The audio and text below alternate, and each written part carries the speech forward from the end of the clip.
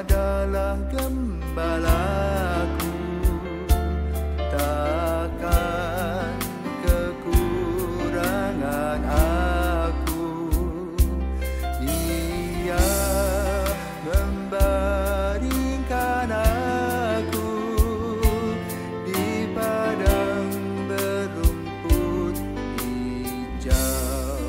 Saudara-saudara yang terkasih di dalam Kristus, selamat pagi. Salam jumpa lagi dalam Sabda Siap Saji, Senin 8 April 2024, Hari Raya Kabar Sukacita. Mari kita berdoa dalam Bapa, Putra, dan Roh Kudus. Amin.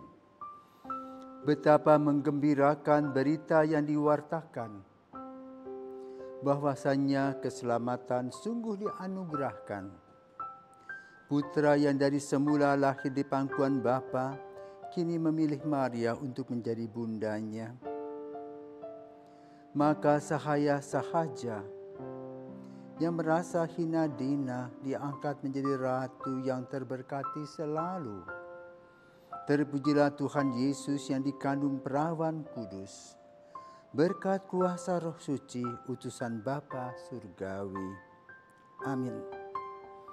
Marilah berdoa, ya Allah, Engkau menghendaki agar sabdamu menjelma menjadi manusia dalam rahim perawan Maria.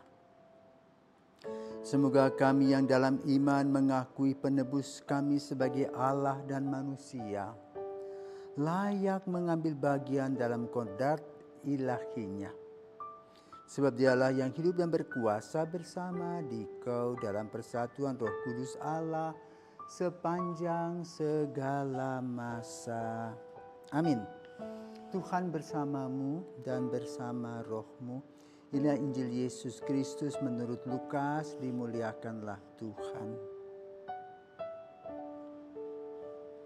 Dalam bulan yang ke-6, Allah mengutus malaikat Gabriel ke sebuah kota di Galilea bernama Nazaret kepada seorang perawan yang bertunangan dengan seorang bernama Yusuf dari keluarga Daud. Nama perawan itu Maria.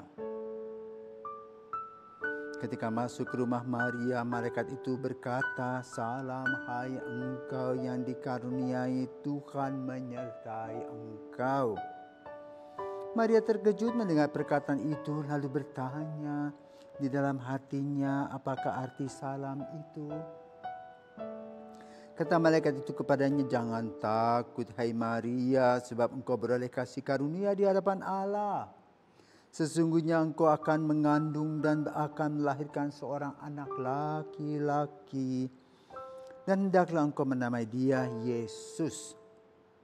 Ia akan menjadi besar dan akan disebut anak Allah yang maha tinggi. Dan Tuhan Allah akan mengaruniakan kepadanya tahta Daud bapa leluhurnya. Ia akan menjadi raja atas kaum keturunan Yakub sampai selama-lamanya. Dan kerajaannya tidak akan berkesudahan." Kata Maria kepada malaikat itu, "Bagaimana hal itu mungkin terjadi? Karena aku tidak bersuami." Jawab malaikat itu kepadanya, "Roh Kudus akan turun atasmu. Dan kuasa Allah yang maha tinggi akan menaungi engkau. Sebab itu anak yang akan kau lahirkan itu akan disebut kudus, anak Allah.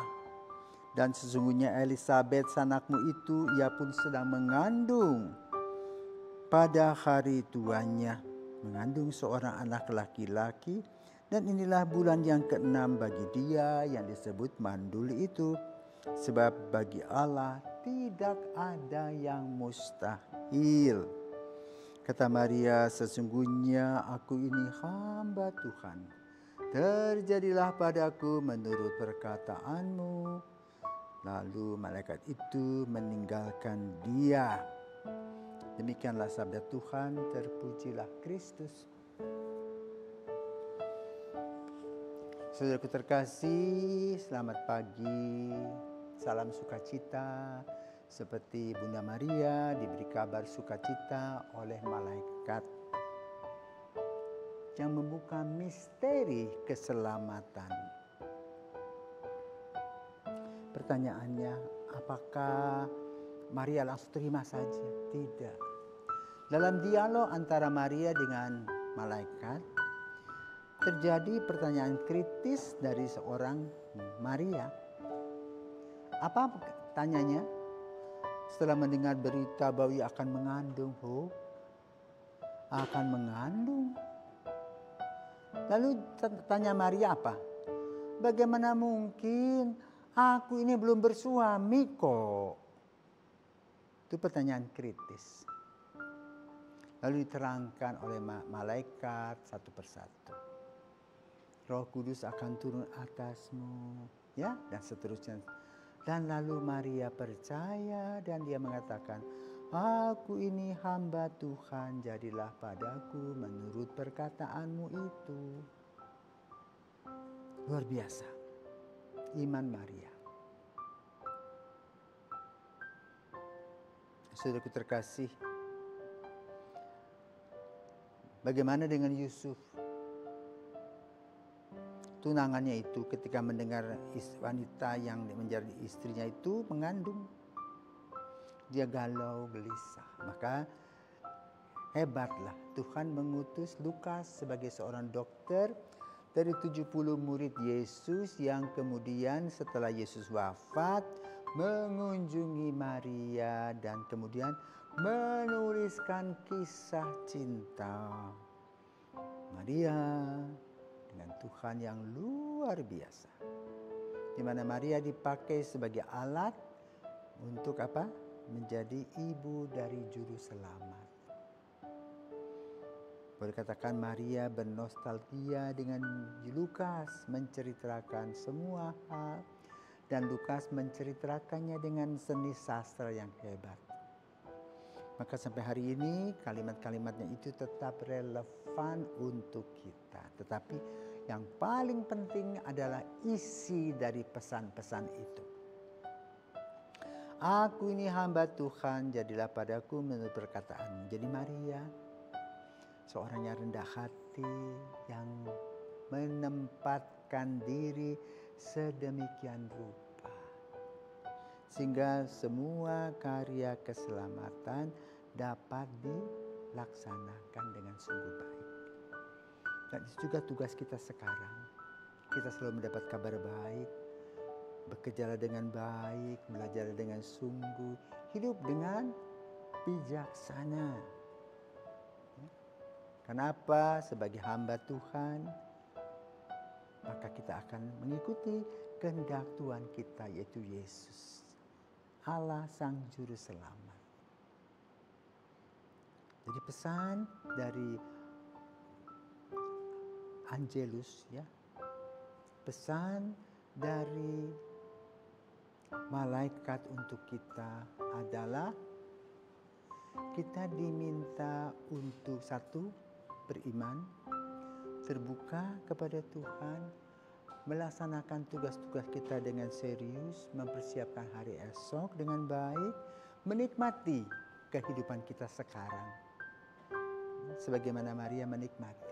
Karena apa? Dia tahu bahwa Allah selalu melindungi dan memberkatinya.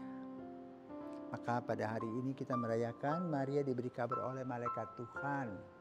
Nah, berhubung pada masa liturgi ini kita maju. Peristiwa ini berada dalam masa Paskah. Maka pada tanggal 25 Maret diganti menjadi tanggal 8 April. Bukan soal tanggal, tapi soal inti dari pewartaan. Itu yang paling penting untuk kita sebagai seorang beriman yang ingin selalu memuliakan Tuhan. Yang betul-betul ingin mendengarkan sabdanya setiap hari. Dan menerjemahkan sabda itu dalam kehidupan nyata sehari-hari.